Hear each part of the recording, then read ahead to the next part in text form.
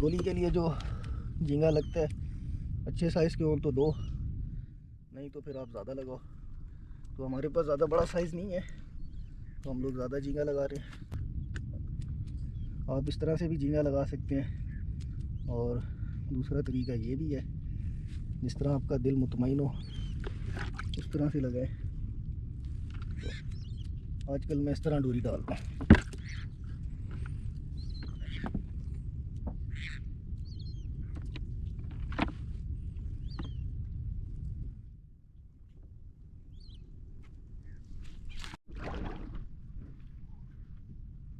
माशाल्लाह माशाल्लाह माशाल्लाह।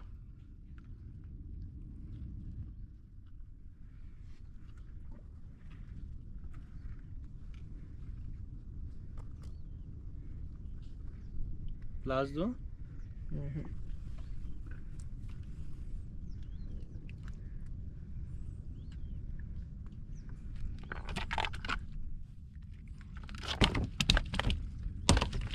इधर अंदर गिर जाना इसने। जाने साइड पे ठीक कर दो।